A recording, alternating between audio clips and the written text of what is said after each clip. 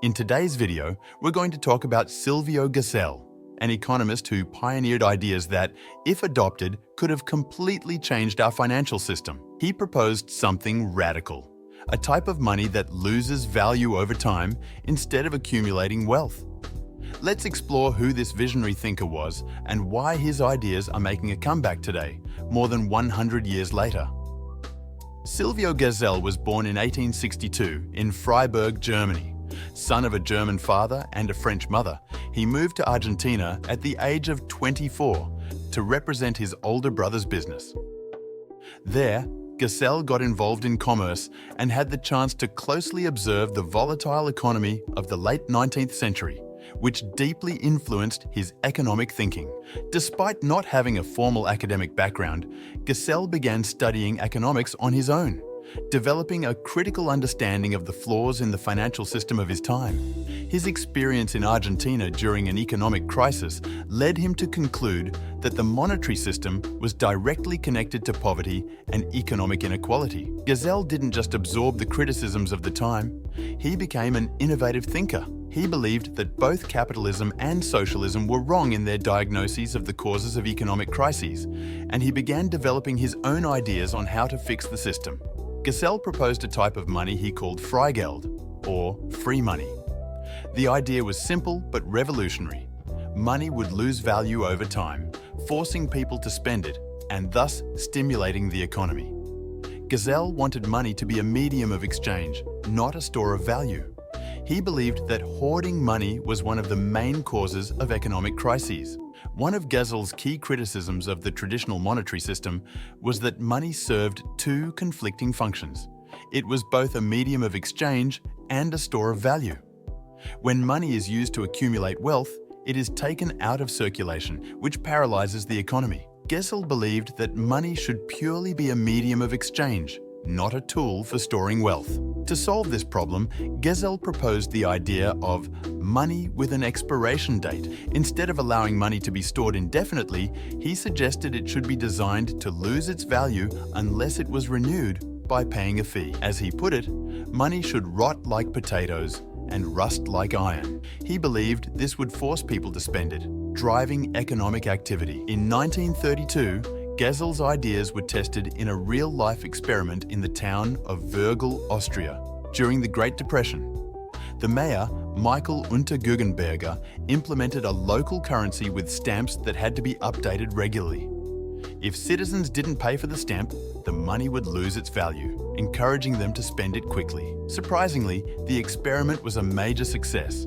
Unemployment dropped sharply, new infrastructure projects were funded, and the local economy began to thrive. This became known as the Miracle of Würgl. The town was one of the few to prosper during the Great Depression, and Gesell's ideas started gaining international attention. Unfortunately, the success was short-lived.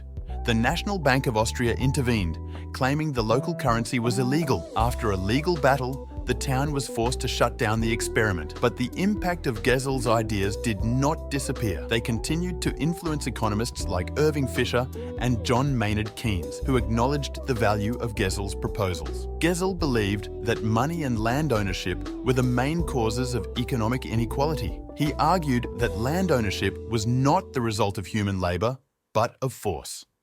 Therefore, land should be treated as a common good, not private property.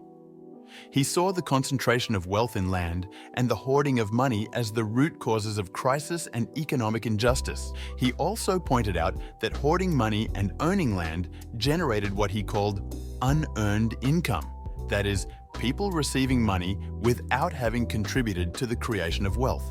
This resulted in poverty and inequality, as resources were not being fairly distributed among those who actually produced value. Another crucial point in Gesell's thinking was the separation of the functions of money. He believed that by making money useless as a store of value, it would become an efficient medium of exchange, keeping the economy in motion and preventing economic crises. After the Second World War, Gesell's ideas were largely forgotten as monetary systems stabilized under a new model. However, with recurring financial crises and the limitations of monetary policy, Gesell's ideas are returning to the economic debate. The concept of negative interest rates, for example, follows Gezel's logic, trying to force money circulation in times of crisis.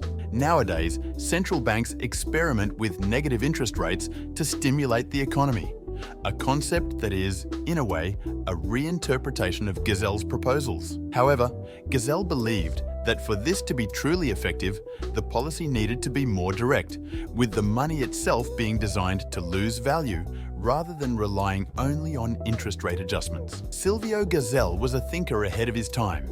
His ideas about money and the economy aimed at eliminating uncontrolled wealth accumulation and ensuring constant circulation of currency may seem far removed from the world we know. But what if I told you that some of those ideas are still alive and in some ways have transformed into something entirely new and innovative, aligned with the economic challenges we face today? Gezel dreamed of a system where money wasn't just used to accumulate, but to generate prosperity and balance for everyone. And maybe, in an unexpected way, the spirit of his ideas is being reimagined in a new project that is growing and gaining attention around the world. A project that, in some way, reflects Gezel's vision, bringing deflationary economics and sustainability into the 21st century. But that, my friends, is a story for another time.